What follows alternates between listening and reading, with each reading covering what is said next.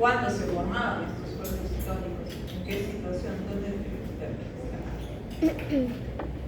a ver.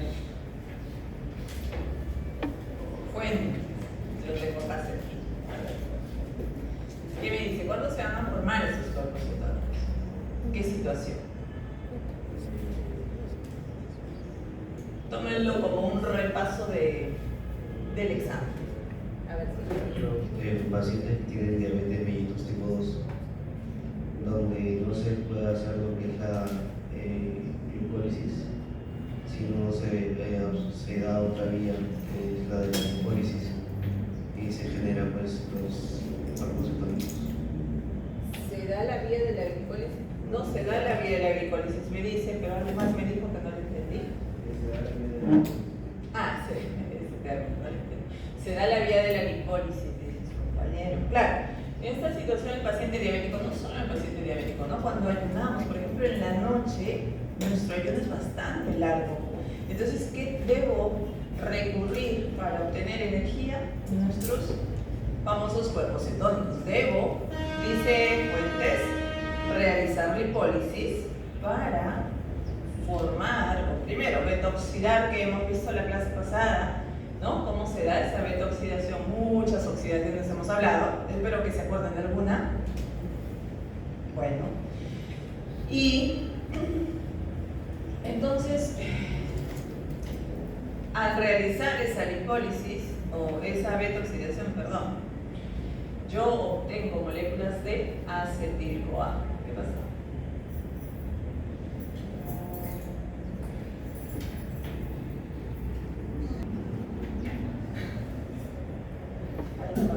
Se rellena con los que llevan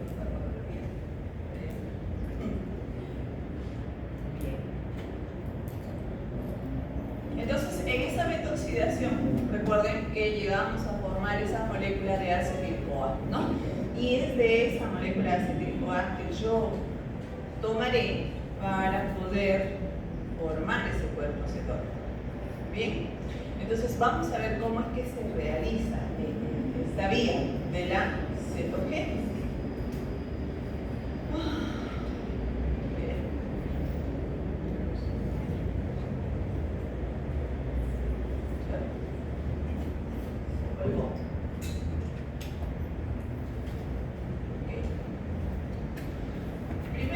Debemos saber que los cuerpos cetónicos solamente se van a realizar en el hígado. La síntesis de esto solamente se puede realizar en el hígado.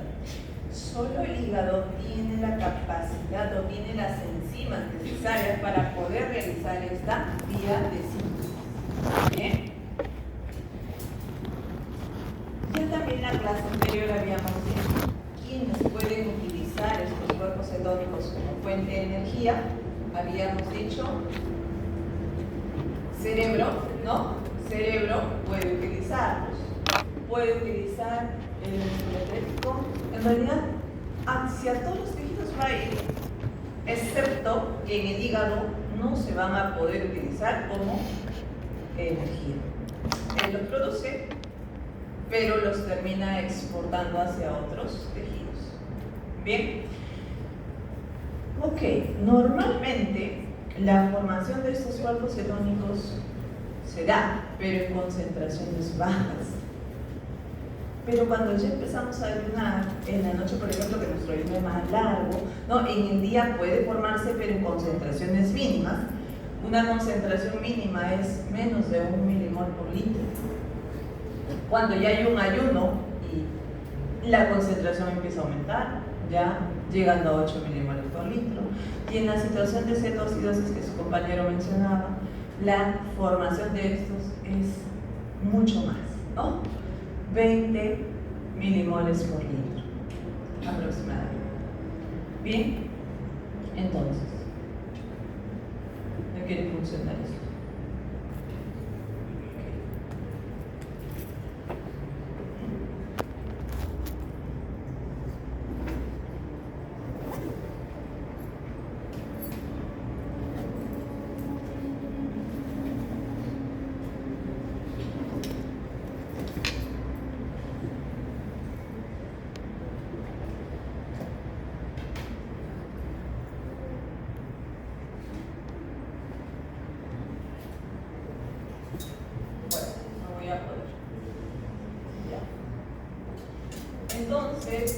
sabemos que estos cuerpos cetónicos, decíamos en la práctica, son sustancias de naturaleza ácida, ¿no?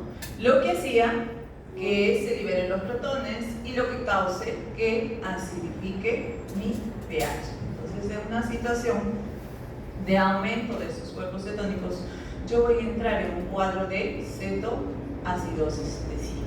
Bien, entonces, el paciente pues entra en este cuadro de cetoacidosis presentando esta sintomatología: náuseas, vómitos, dolor abdominal, respiración rápida, al querer compensar y regular ese pH sanguíneo.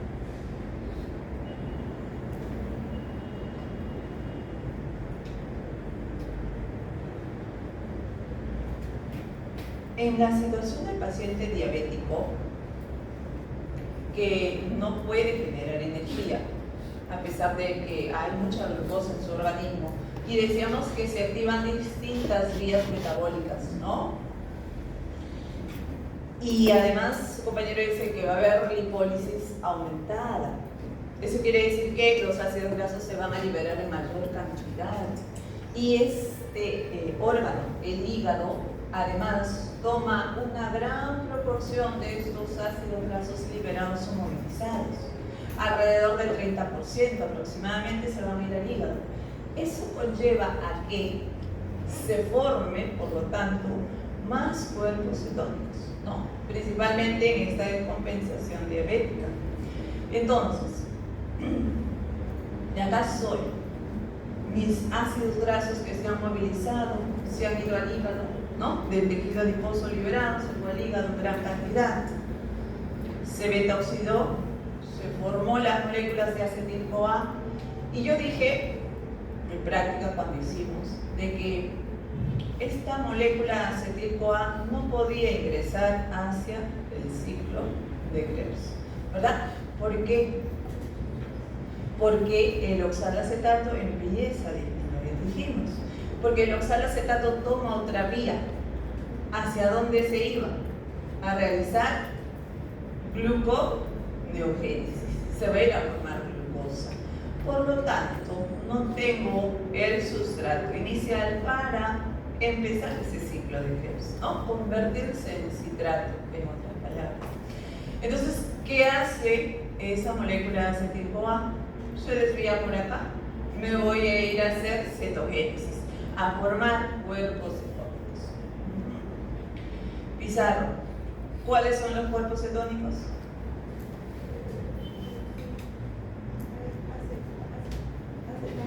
Acetato. Acetato se llama acetoacetato. ¿Okay? Beta hidroxi. ¿Qué más? Butirato. Y el último, la acetona. Correcto, son 3 los que voy a formar. Y eso es lo que estoy formando acá. O bueno, vamos a ver en este momento cómo es que se va a formar. ¿Ok? No puedo. No sé por qué. Ya sé por qué, pero vaya. No lo voy a poder solucionar. Bien, esta es la vía entonces de cetogénesis. Estoy utilizando allí moléculas de acetil-CoA. Esas que dije se están formando a partir de esa beta-oxidación además, ¿no? Esas moléculas de acetil-CoA son las que voy a utilizar. Se unen, se condensan a través de esta tiolasa y se forma este primer compuesto, acetoacetil-CoA.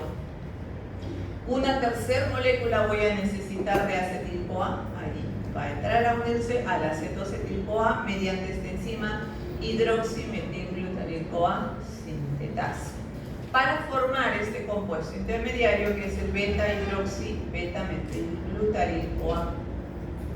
Y luego una liasa desdobla en 2 esa estructura, rompe la parte oscura que ven acá, en negro sale como acetil-CoA y me queda el resto de la estructura como acetoacetato. Ese es el primer cuerpo cetónico que voy a formar. formar, el acetoacetato. Y de este acetoacetato derivan los otros dos, ¿no? Por este lado, por descarboxilación, voy a obtener acetona. Se está liberando este carboxilo que tiene en este extremo, el acetoacetato, mediante el acetoacetato de carboxilasa.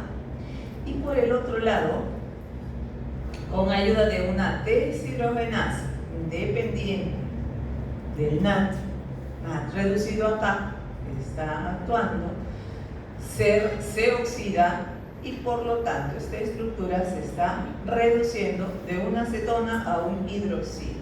Este es el compuesto beta-hidroxibutirato, ¿no? En el carbono beta de un hidroxilo y además tengo 4 átomos de carbono, por eso el prefijo butirato, porque tiene un grupo carboxilo. Entonces, sí, decíamos siempre, estos cuerpos cetónicos son de naturaleza ácida, y es que tienen este grupo carboxilo, tanto el acetoacetato como el beta-hidroxibutirato tienen grupo carboxilos, tienen una función ácida, lo que hace que libere esos protones y acidifique el pH de la sangre. También en práctica, como para que recuerden un poquito, decíamos que los cuerpos cetónicos que pueden reaccionar en ese test de Rotera eran 2, ¿verdad? ¿Cuáles? Acetona y acetoacetato. ¿Por qué decíamos? Porque estos sí reaccionan en el test de Rotera. Han hecho el foro, ¿no? No han respondido a la tarea aún. Bueno, decíamos que ambos tienen un grupo cetona en su estructura, tanto acetona como el acetoacetato tienen esa acetona en su estructura, y en cambio el beta-hidroxibutirato no lo tiene.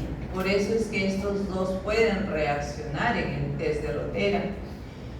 Claro, por ahí me dijeron, la acetona, según algunas bibliografías, al ser volátil, ¿no? Se puede o se va a eliminar por respiración.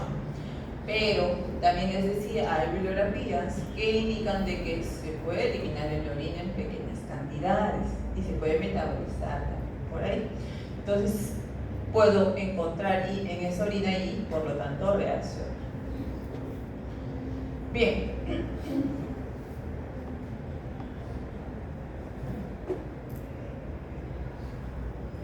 Cuando entramos en una situación de ayuno, inanición, en los cuales tengo que utilizar estos cuerpos cetónicos, ¿no? Si vemos en ese gráfico,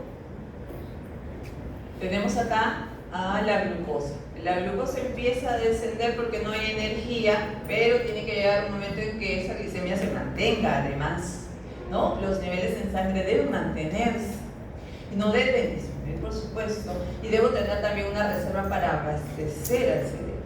Entonces, allí empiezan a liberarse o a movilizarse esos ácidos grasos para formar cuerpos cetónicos, y por lo tanto empieza la liberación de ácidos grasos, se beta-oxidan, se empieza a formar el acetoacetato, pero el que más se produce va a ser el beta-hidroxibutirato. Este aumenta mucho más, el que más se va a formar en mi organismo.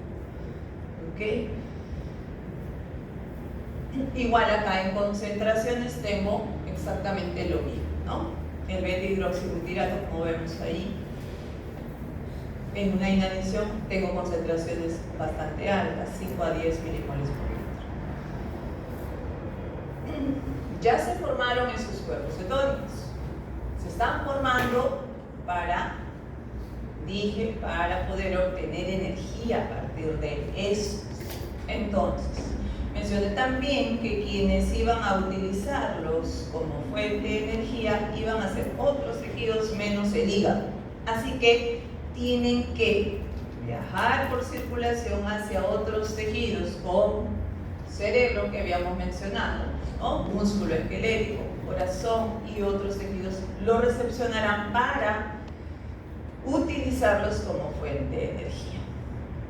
Entonces, ¿cómo será esa utilización? Cuando hablamos de utilizarlos como fuente de energía, quiere decir que a partir de ellos yo voy a poder obtener ATP nuevamente, ¿cierto? Entonces, en la utilización de estos cuerpos cetónicos voy a ver lo siguiente, que prácticamente voy a retornar a lo que fue su inicio, ¿no? En la síntesis de estos cuerpos cetónicos. ¿Cuál era el inicio de esta síntesis de cuerpos cetónicos? ¿Cómo empezaba? Hace ratito lo he dicho. ¿Qué necesito?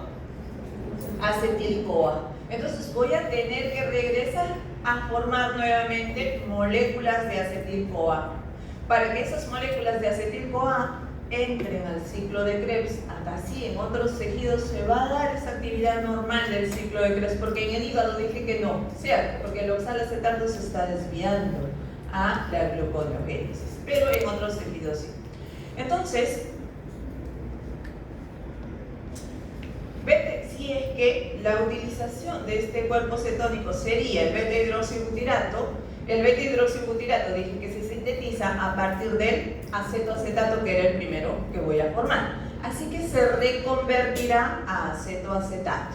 Y ya luego el acetoacetato terminará formando las dos moléculas de acetil-CoA que al inicio utilicé para su síntesis. Bien. Vamos a empezar con el acetoacetato, de acá. ¿Ok? Acetoacetato. ¿Cómo se reconvierte y termina en dos moléculas de acetil-CoA? No es exactamente lo inverso que hemos visto en su síntesis. No, tan igual. Porque acá voy a utilizar una molécula de succinil-CoA. Succinil-CoA, que ustedes saben y conocen, es un intermediario de ese ciclo de Krebs, ¿verdad? Voy a tomar ese succinil-CoA, ¿correcto? Entonces, acá entra el succinil-CoA. ¿Para qué? Porque necesito una coenzima A, y el succinil-CoA va a dar esa coenzima A, va a pasar su enlace de alta energía hacia la molécula del acetoacetato y se va a convertir, acá está la coenzima A. Ya he formado el acetoacetil-CoA. Y ustedes recuerdan que en este paso en el ciclo de Krebs, lo que sigue de succinil-CoA es convertirse a succinato, ¿cierto? Y ahí, además, formo o libero una molécula de GTP que equivale a un ATP. Entonces, esta situación ya no se va a poder dar.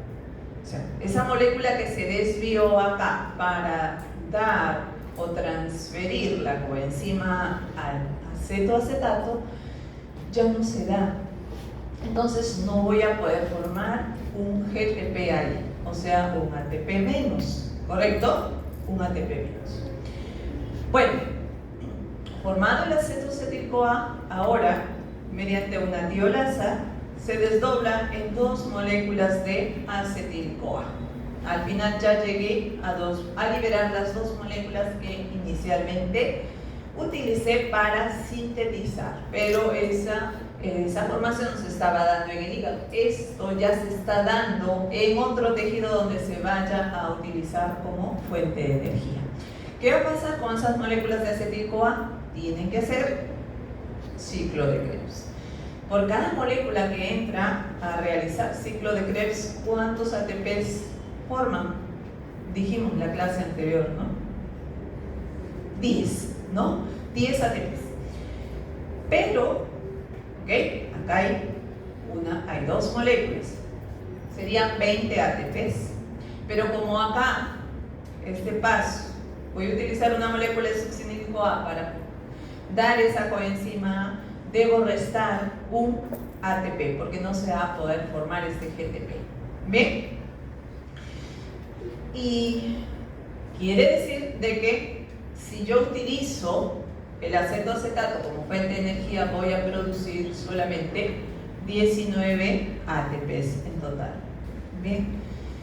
Ahora, si la molécula que voy a utilizar es el beta-hidroxibutirato, beta-hidroxibutirato tendrá que reconvertirse en acetoacetato primero.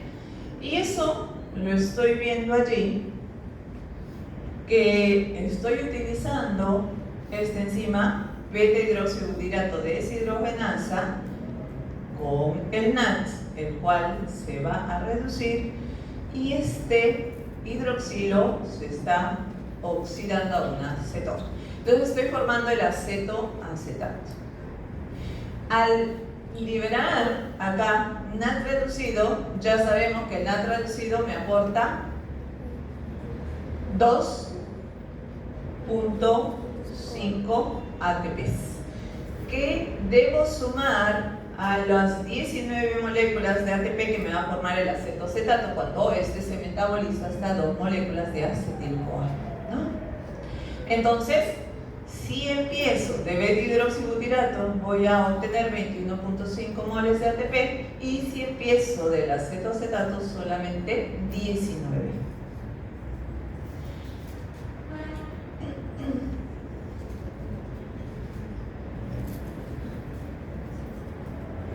Respecto a la regulación de la síntesis de estos cuerpos cetónicos, mucho tiene que ver la liberación o movilización de esos ácidos grasos que van a ir en aumento en estas situaciones de ayuno, inanición o una descompensación como la de beta mellitus, para que al liberarse más ácidos grasos, pues yo también pueda dar esta bien mayor cantidad y por lo tanto se produzcan más de estos cuerpos cetónicos, ¿no?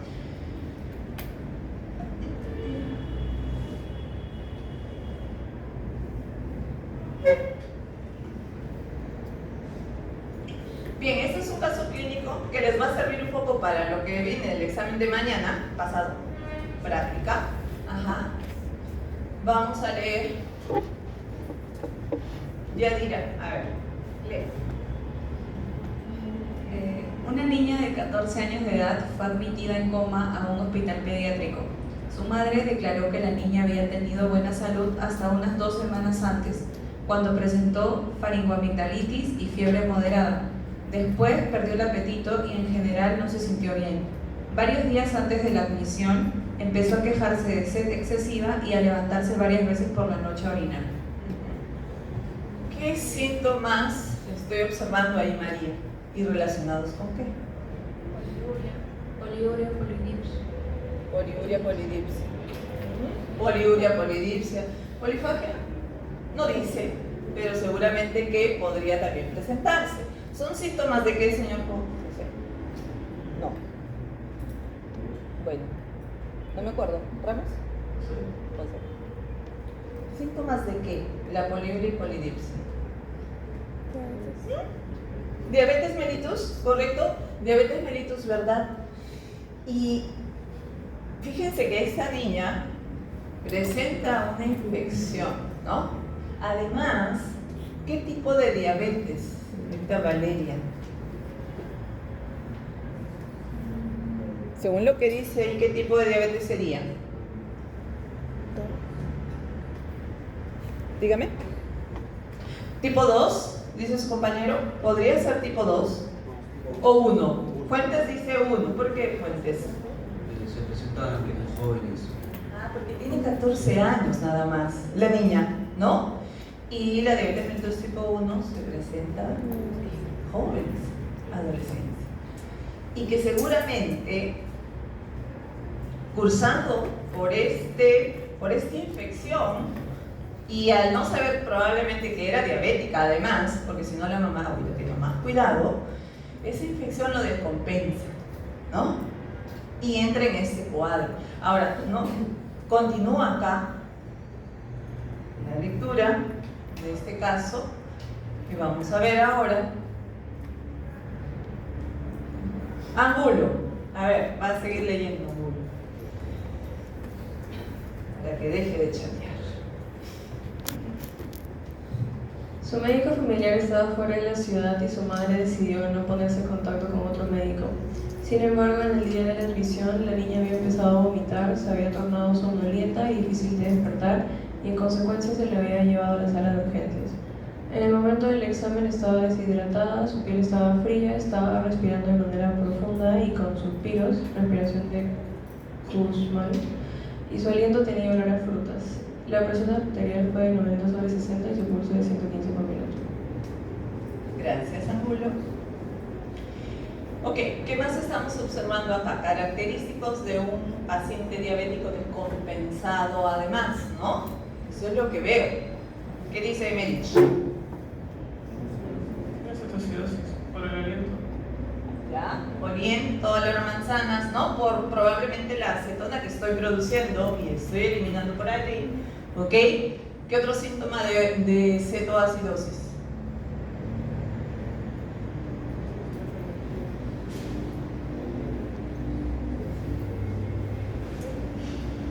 ¿Qué más? Pizarro. Respiración agitada, eso por tratar de compensar ese pH, probablemente retener el CO2, ok. Deshidratada además, ¿no? Una cetoacidosis, hay vómito y por lo tanto deshidratación, conlleva deshidratación. ¿Qué más? Ajá, también puede ser una hipovolemia, habla su compañero, además una no dice ahí, pero vamos a ver los análisis de laboratorio, una hiperosmolaridad probablemente debe presentar. Entonces, si yo estoy pensando en cetoacidosis diabética, yo sé que tengo que realizar análisis de laboratorio. ¿Qué análisis de laboratorio voy a realizar acá? Borja. No, Porta. ¿Es Borja o Porta? Siempre me equivoco entre las dos. Ok, Porta. ¿Qué análisis de laboratorio voy a realizar?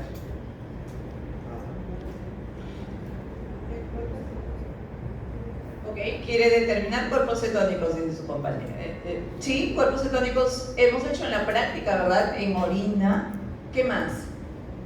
¿Qué puede ayudar? Pero no es lo importante. ¿Qué es lo importante acá, Fuentes? Ajá. Análisis de gases arteriales. Análisis de gases arteriales, dice su compañero, para ver el pH. Claro, no hemos hecho eso en el laboratorio, pero hemos hecho determinación de bicarbonato, hemos hecho determinación de glucosa, pero me da todo eso, cómo está el pH, cómo está el nivel de bicarbonato, cómo está su glucosa, cómo está la presión de CO2, de oxígeno, etc. Entonces, estos son los resultados del laboratorio. ¿Qué tengo allí? Glucosa dice 900 miligramos sobre decilitros, señor. Carlos. Hay hiperglucemia. De hecho, ¿no? Con ese nivel de glucosa, de hecho, es un paciente diabético.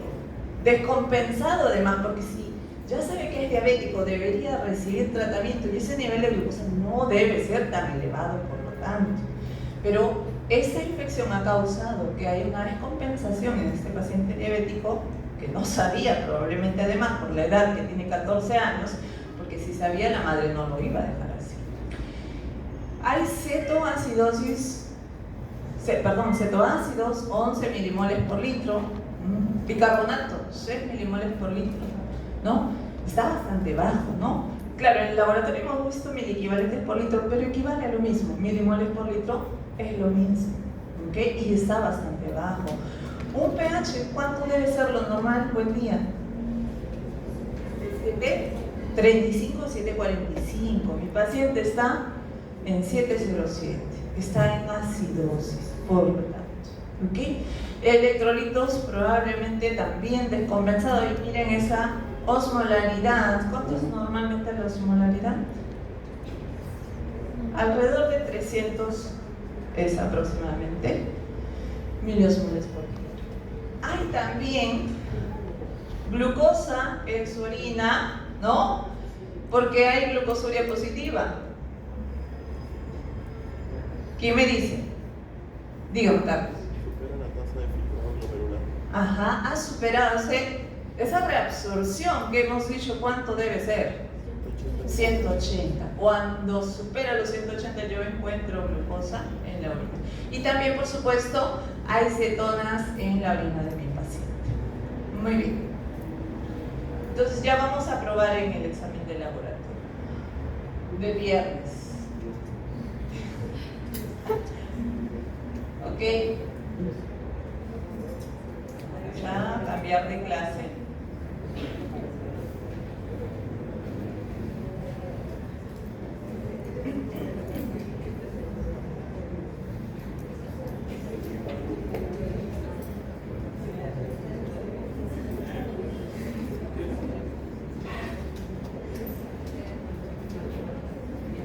Ya, ahora sí voy a poder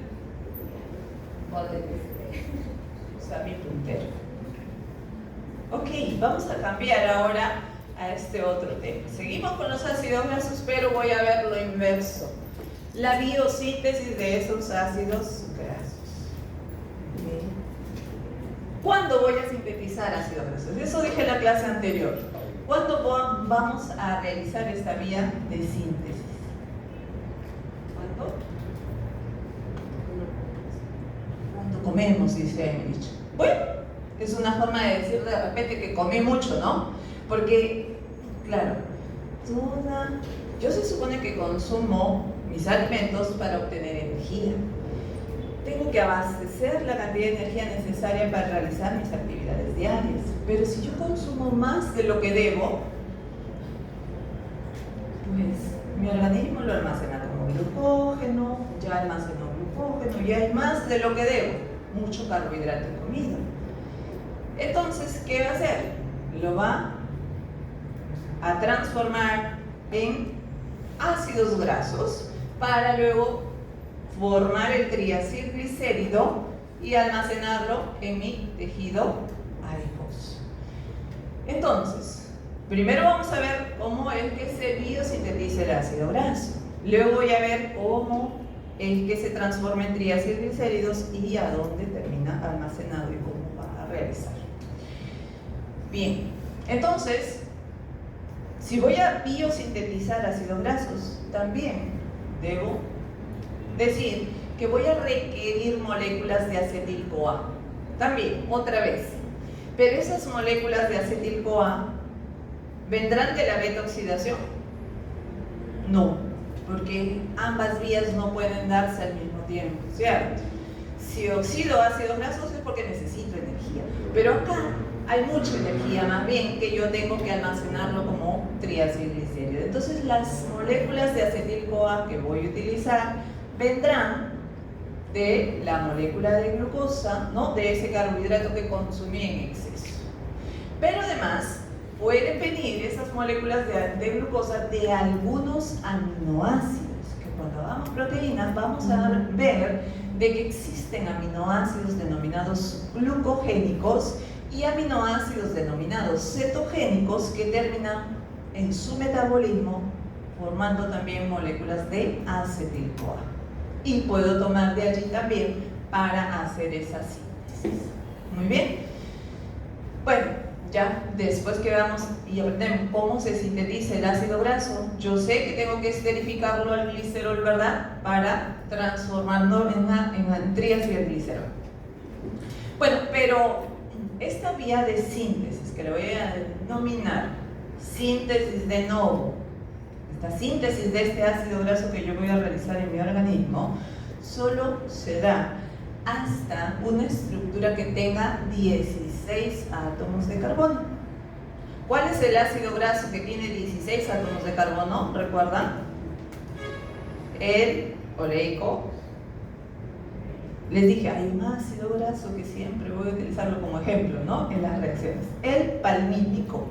El palmítico tiene 16 átomos de carbono, o sea que hasta ahí voy a llegar a formar esa estructura a partir de esas moléculas de acetil-CoA. Pero ya luego en mi organismo, esta estructura de 16 átomos de carbono se alargará, se puede alargar porque hay otras enzimas que permiten el alargamiento de esa estructura, o también se desaturará, o sea, incluiremos dobles enlaces en esa estructura. Bien, se realiza esta vía de síntesis de ácidos grasos? La vía de síntesis, como dice allí, se va a realizar en el citosol. ¿Dónde se realizaba la beta-oxidación?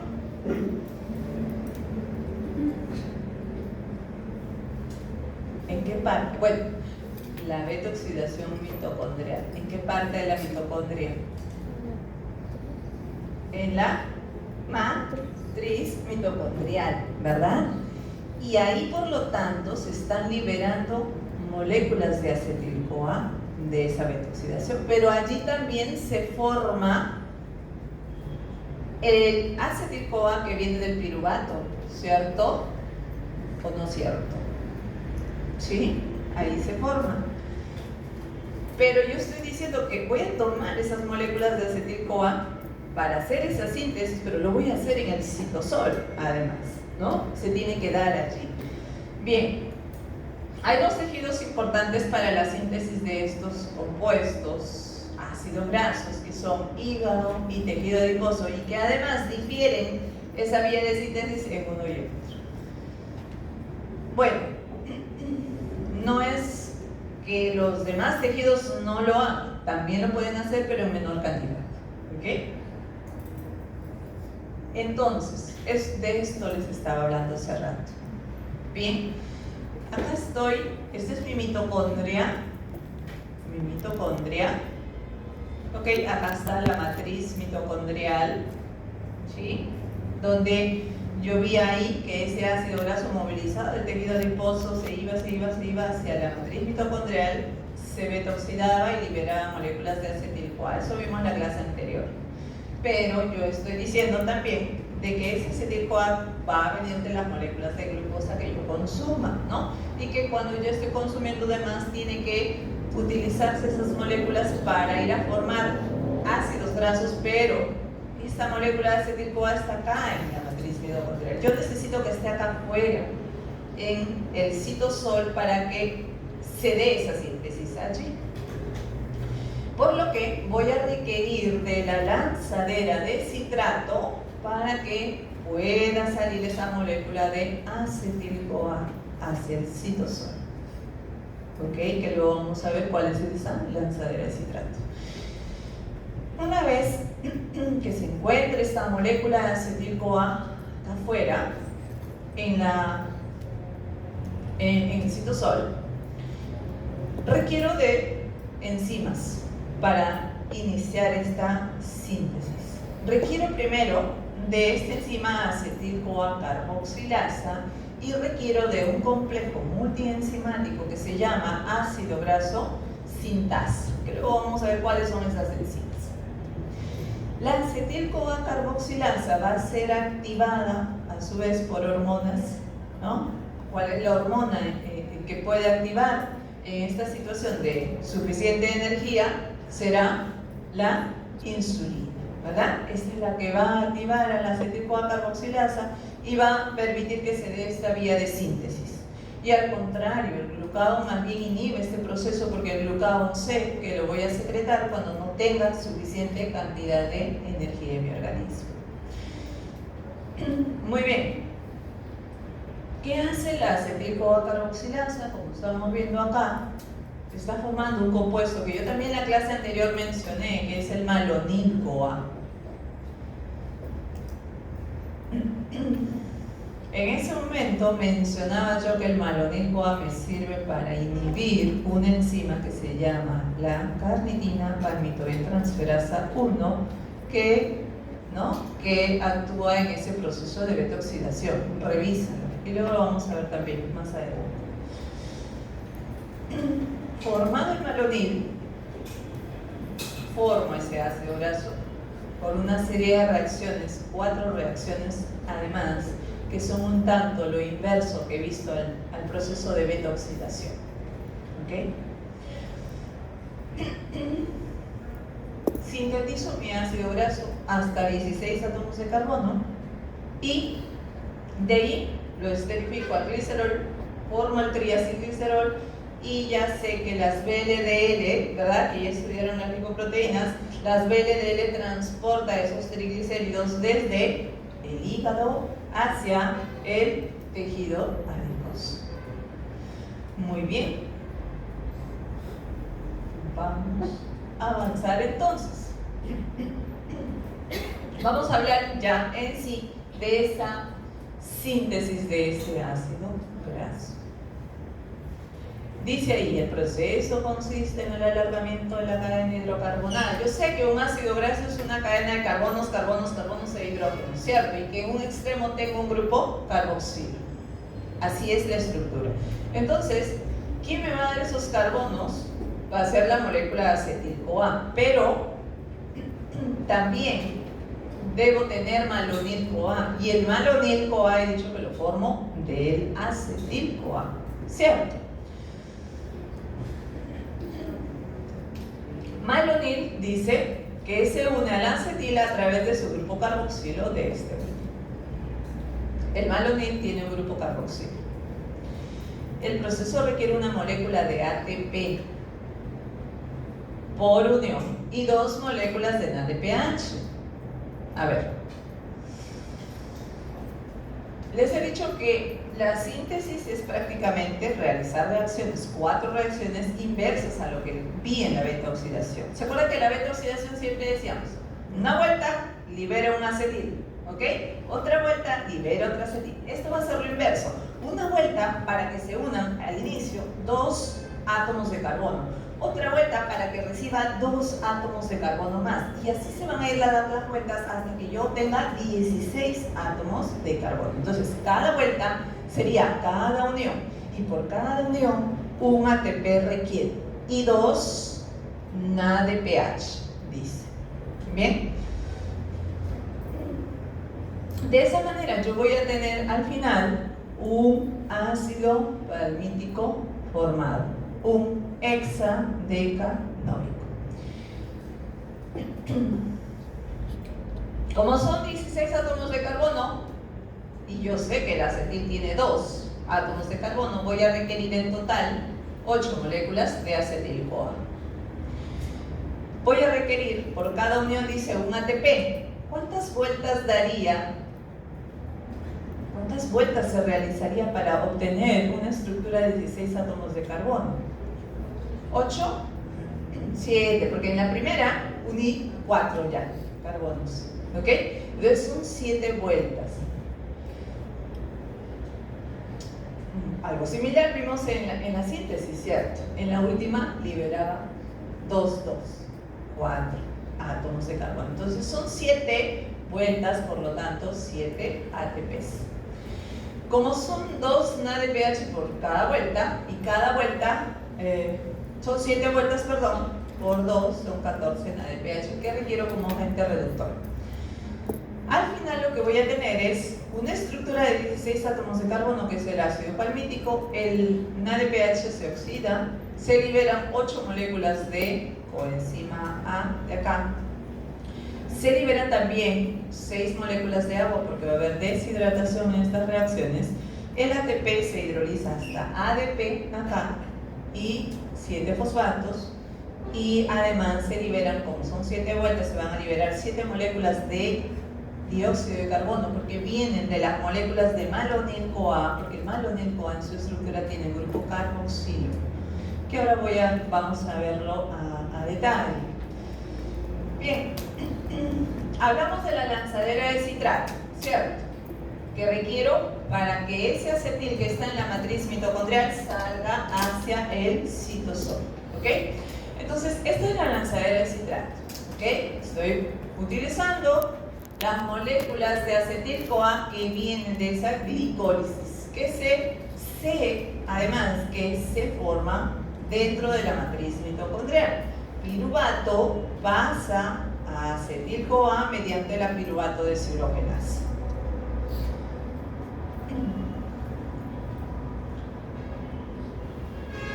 Una vez que se formen esas moléculas de acetil-CoA,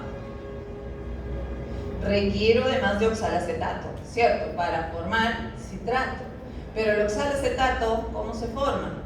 Normalmente ese ciclo da la vuelta y forma oxalacetato. pero no tiene necesidad de dar esa vuelta porque hay energía y ya no requiero más energía. Entonces acá va a suceder lo siguiente: una vez que el acetil-CoA empieza a aumentar por acción de la piruvato deshidrogenasa, ese aumento hace que por retroalimentación inhiba la piruvato deshidrogenasa.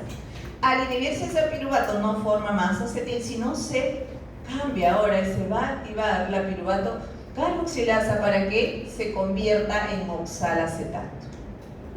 De esa manera tengo acetil-CoA y tengo oxalacetato para que estos dos, yo sé que estos dos se transforman luego en citrato, ¿no? La primera reacción del ciclo de Krebs. Formado el citrato sí puede salir de la mitocondria, puede atravesar esa membrana, cosa que el acetil no lo puede hacer. Por eso es que no se va directamente hacia el citosol y tiene que usar esta lanzadera de citrato. ¿Correcto? Entonces, citrato ya salió hacia el citosol. En el citosol queda nuevamente reconvertir. Allí en el citosol también va a haber la enzima citrato liasa, la cual va a desdoblar nuevamente la estructura del citrato en oxalacetato y en moléculas de acetil-CoA. Yo ya tengo lo que quería, que el acetil-CoA esté afuera. El oxalacetato, mediante la malato deshidrogenasa, que también hay en el citosol, se convertirá en malato, y malato con la enzima málica regresa a piruvato. Y en este paso de malato a piruvato, por acción de la enzima málica, se forma NADPH.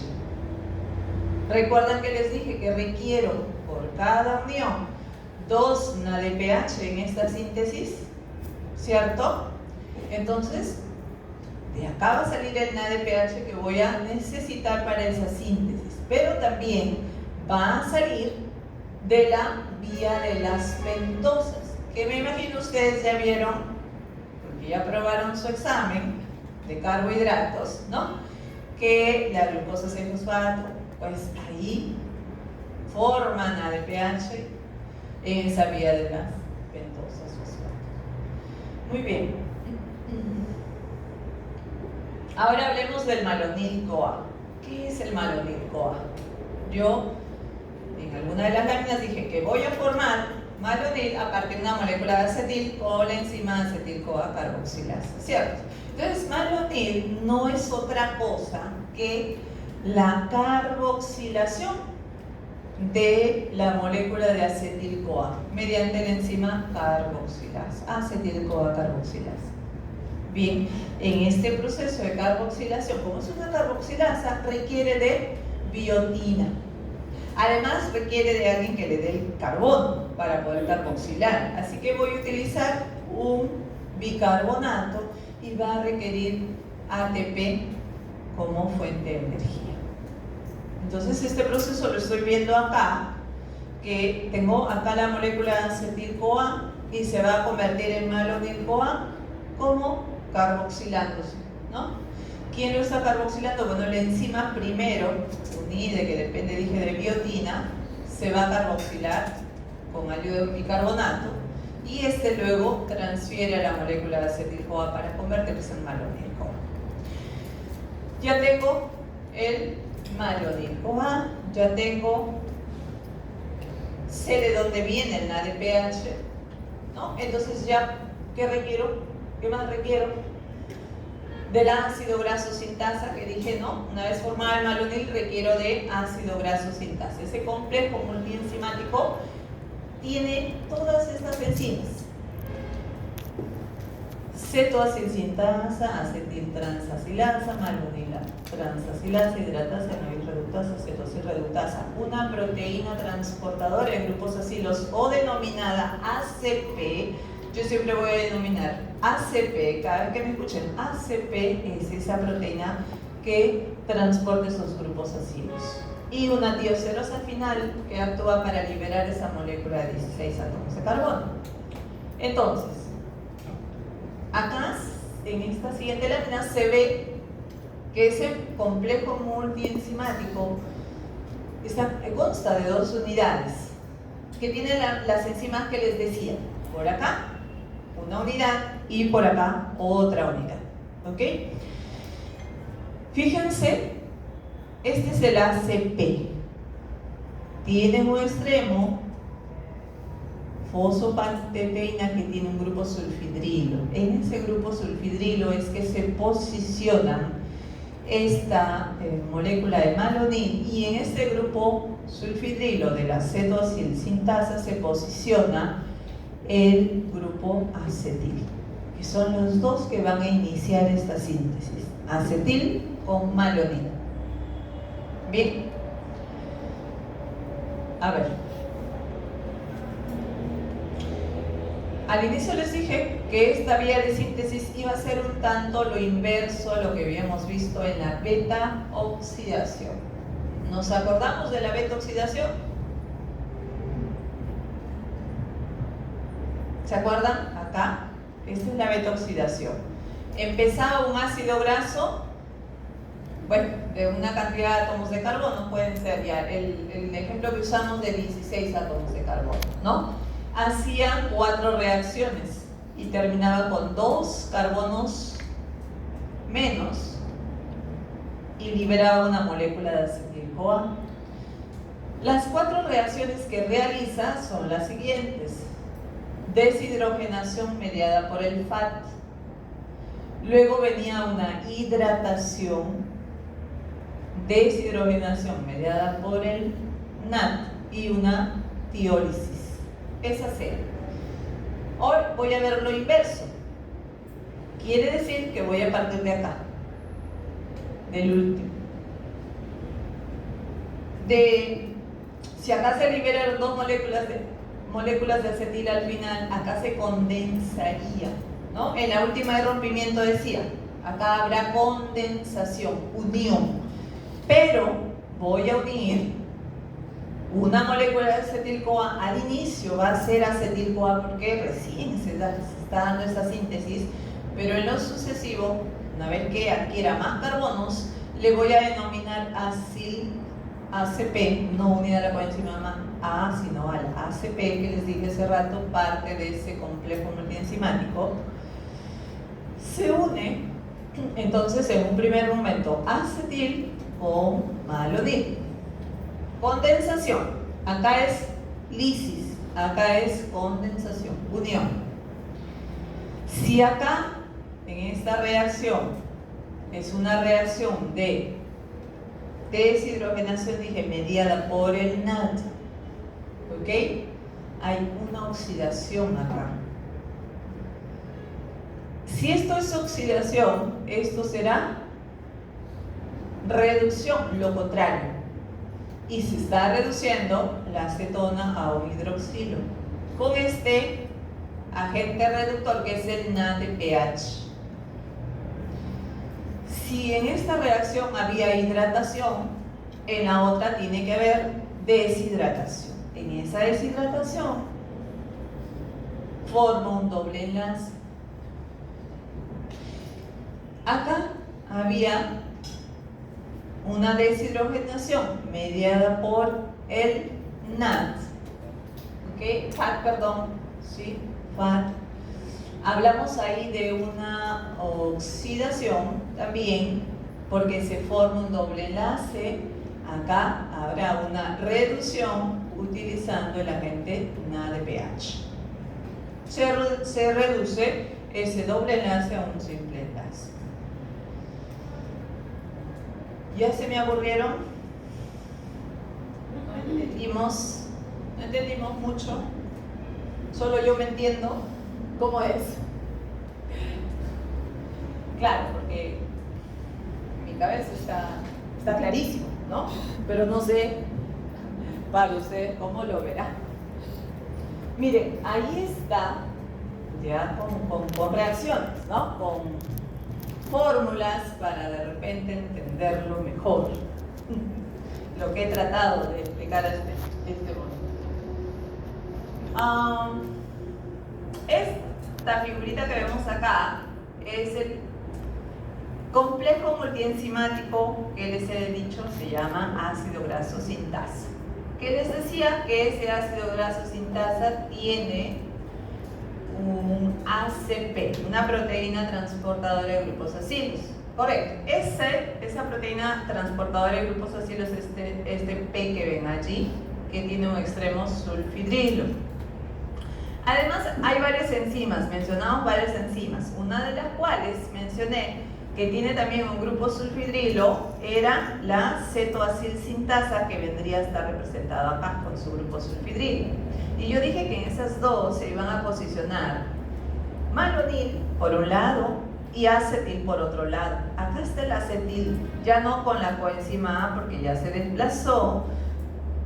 Ciertamente acá parte del complejo multienzimático era la enzima acetiltransacilasa. Esa acetiltransacilasa transfiere o posiciona ese grupo acetil en ese extremo sulfidrilo de la enzima cetoacilsintasa. Y el malonil transacilasa también hace lo mismo, transfiere al malonil CoA a la posición del extremo sulfidrilo de este ACP. Acá está. Malonil, dije, es un acetil carboxilado, eso es lo que tengo acá, un acetil carboxilado, ¿ok? Y este solamente es un acetil.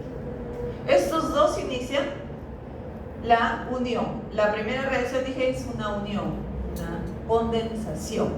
Ambos tienen que unirse para obtener 4 carbonos recién, de los 16 que voy a formar, ¿ok?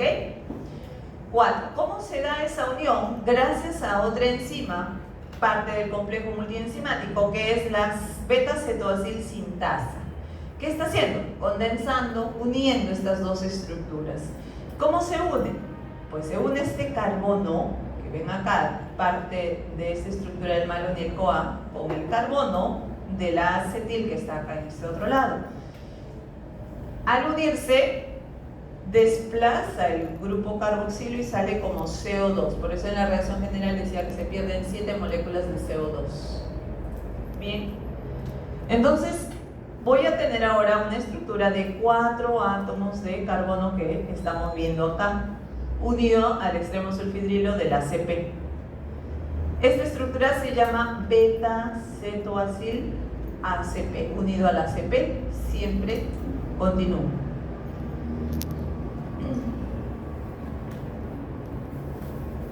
Acá arriba está igualmente el beta-cetoacil ACP. Fíjense. En el carbono beta tiene una cetona y está unido al ACP, beta-cetoacil ACP.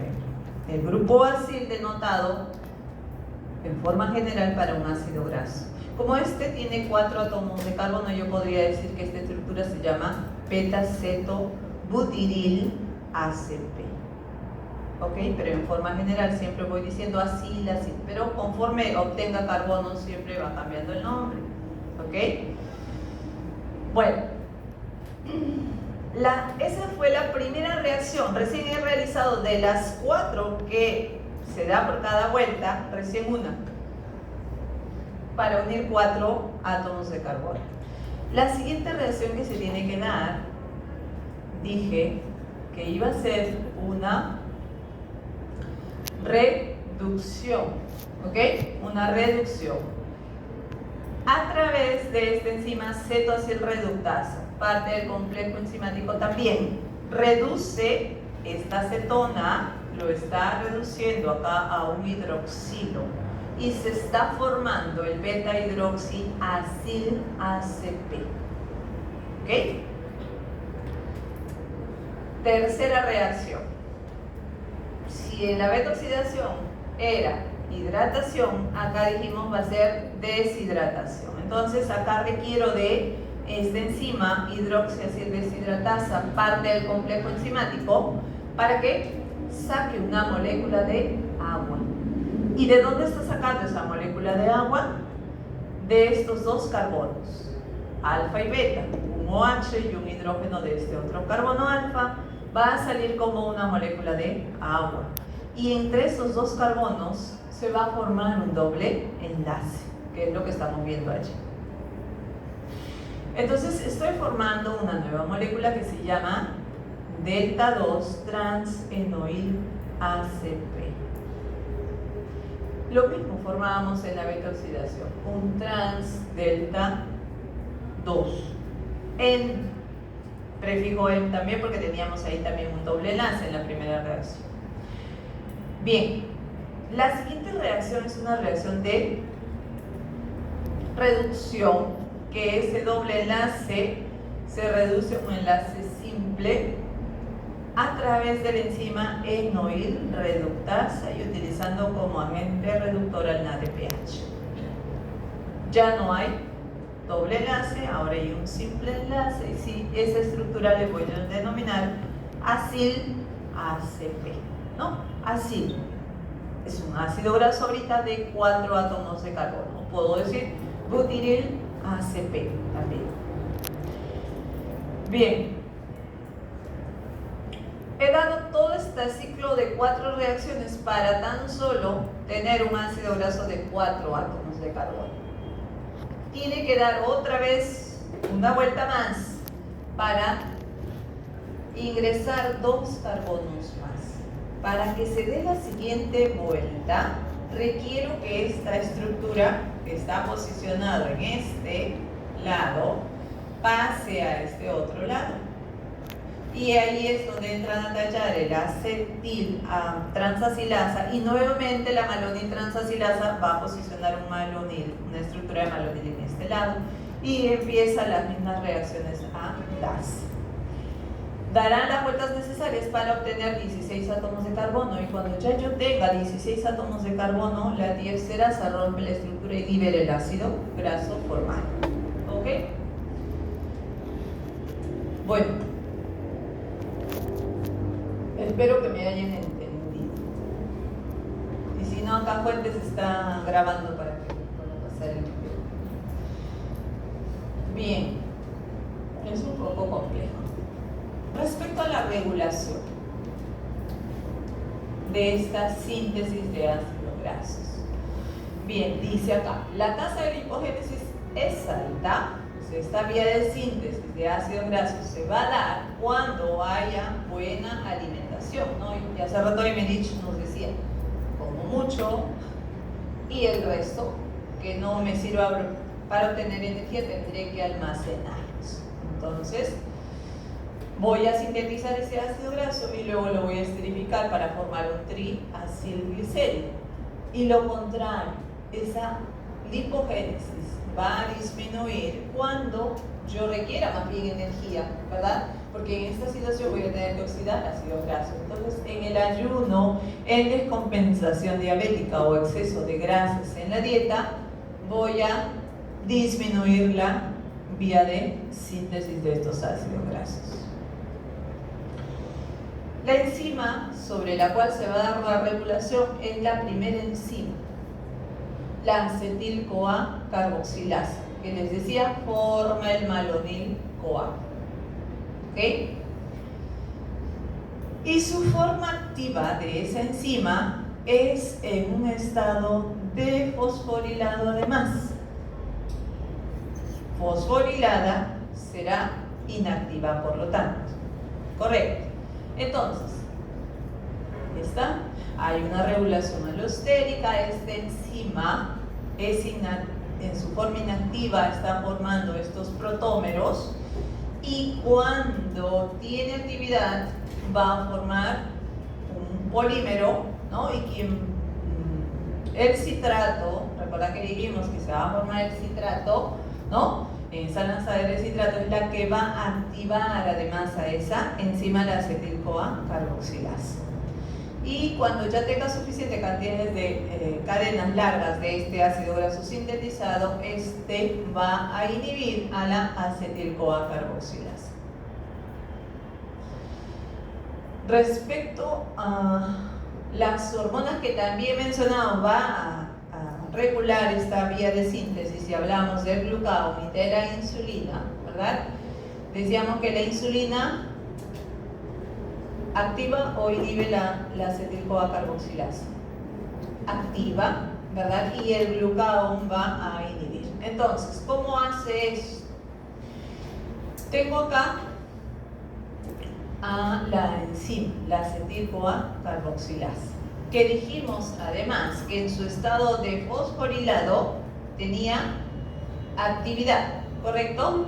Entonces, en su estado de fosforilado tenía actividad. Entonces, la insulina lo que hace es activar a esta enzima, la proteína fosfatasa. ¿Qué hacen las fosfatasas? Desfosforilan, ¿cierto? ¿Sí? Entonces, va a desfosforilar a la acetil-CoA carboxilasa para que se vuelva activa y pueda actuar carboxilando la molécula de acetil-CoA y formando el malonil. Y lo contrario, el glucagón. El glucagón lo que va a hacer es activar a la proteína quinasa A para que ya sé que las quinasas más bien fosforilan, ¿verdad? Entonces va a fosforilar a la acetil-CoA carboxilasa de tal manera que lo va a volver inactiva, ¿no? Ya no tendrá actividad. Además, yo sé que no tengo energía, por eso está secretando ese glucagón. Me voy a poner a sintetizar ácidos grasos cuando más bien lo que necesito es energía. Bien. Esto es lo que mencioné al inicio. Recuerdan que les dije el malonil inhibe la carnitina palmitoyltransferasa 1. ¿Ok? Acá está. La carnitina palmitoyltransferasa 1, recuerdan en la movilización de ese ácido graso que ya llegó hacia otro tejido y tenía que entrar hasta la matriz mitocondrial para que se pueda beta-oxidar. Allí decíamos que los ácidos grasos de cadena larga, además, tenían la necesidad de unirse a la carnitina para que pueda atravesar la membrana interna de la mitocondria. Y mencionamos dos enzimas, la CPT1 y la CPT2, CAT1 o CAT2. Acá está la CAT1 o CPT1 que está en la membrana externa del mitocondrio. Esta tiene que transferir este ácido graso a la carnitina para que se puedan unir. Y unidas decíamos que puede ingresar a la matriz mitocondrial porque hay una translocasa para esto. Entonces, la regulación de esta vía, además de beta-oxidación, estaba dada sobre la carnitina palmitoyltransferasa 1. Y en ese momento les decía yo de que el malonil me iba a inhibir a esa carnitina palmitoyltransferasa 1. La inhibe.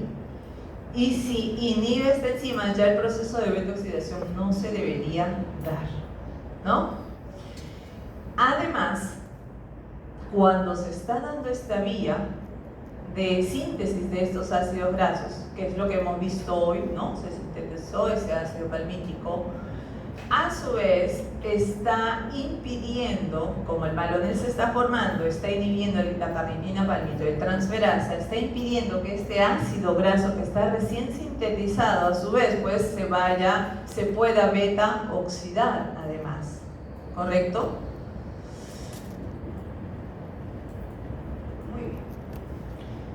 Con esto vamos a terminar para ir a descansar un ratito, porque igual tenemos que seguir.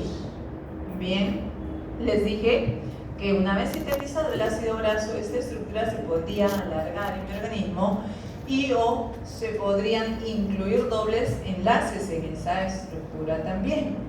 Entonces, existen enzimas que me van a permitir realizar este proceso.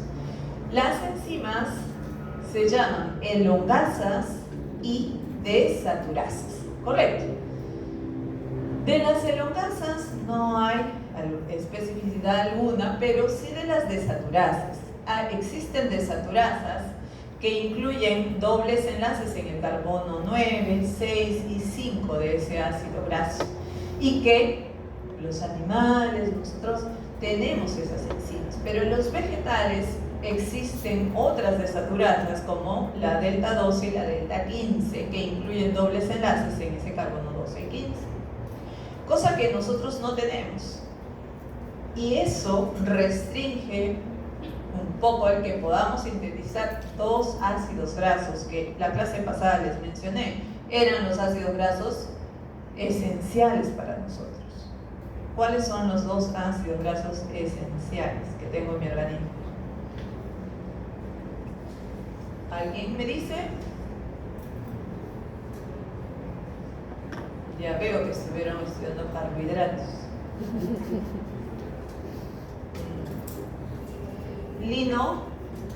Linoleico y linolénico. ¿Ok? 2. Que para el día del examen espero que se acuerden. Linoleico y linolénico son los 2 ácidos grasos esenciales que yo tengo en mi organismo y que, claro, al ser esenciales se supone que no lo puedo sintetizar y que tengo además que incluirlo en la dieta, en la alimentación, dijimos, ¿no?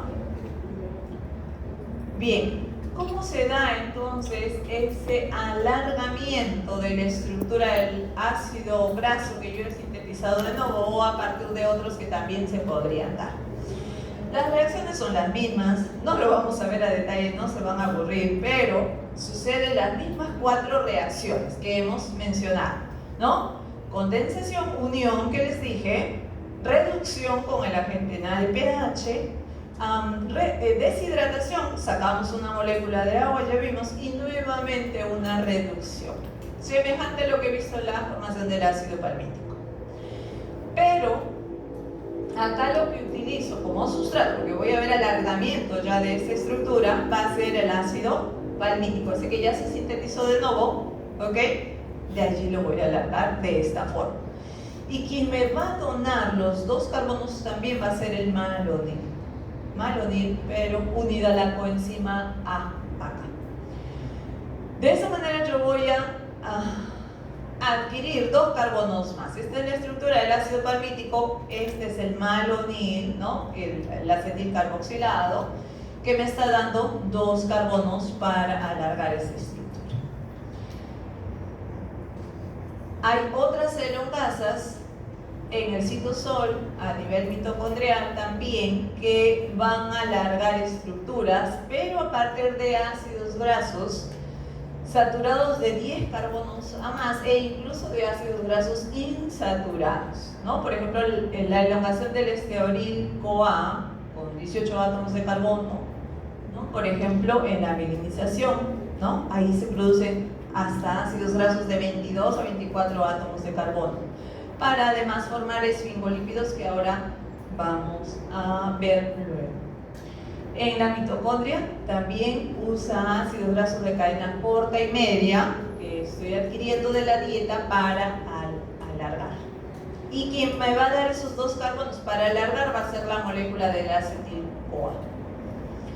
Y ya no se usa agente NADPH, sino como reductor voy a tener al NAD reducido.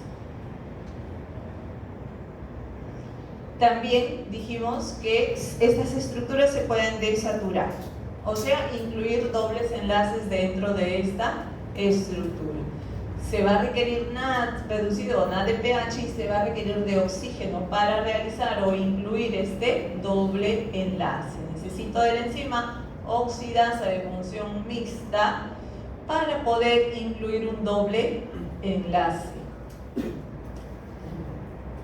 De esta manera yo voy a poder obtener nuevas estructuras, como por ejemplo, acá está mi ácido palmítico que yo formé de la síntesis de novo. Esta estructura se puede desaturar entre carbono 9 y 10, entonces la enzima que actuó acá será la desaturasa delta 9, ¿no? Que les dije teníamos.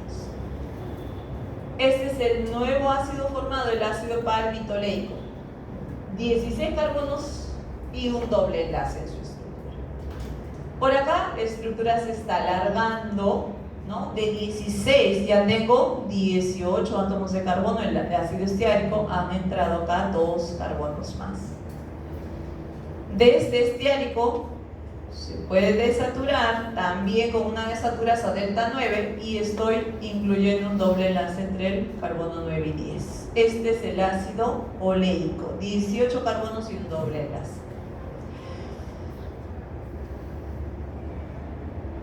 Acá tengo lo mismo, de palmítico formé el estiárico, de ahí el oleico, y de este oleico, fíjense, se forma el linoleico y el linolénico.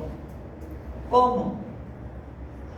Porque se ha desaturado esta vez con la desaturasa delta 12 para incluir un doble enlace del carbono 12.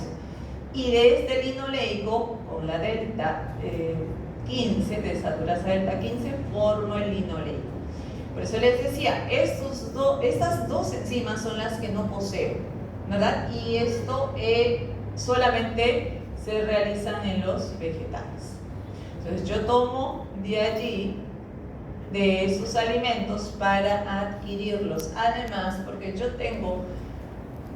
los voy a necesitar para nuestro organismo formar otras estructuras. Además, acá está el linoleico de la clase omega 6, el linolénico de la clase omega 3. Yo requiero de esos dos ácidos grasos para ir a formar otros ácidos grasos además, como por ejemplo el eicosatrienoico, como por ejemplo el ácido araquidónico. Pero el ácido araquidónico también lo puedo sintetizar en nuestro organismo.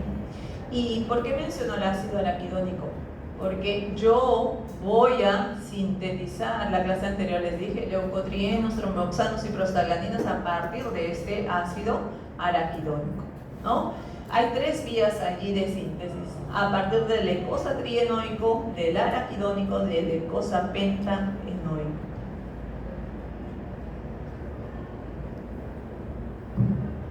¿Quieren descansar o seguimos?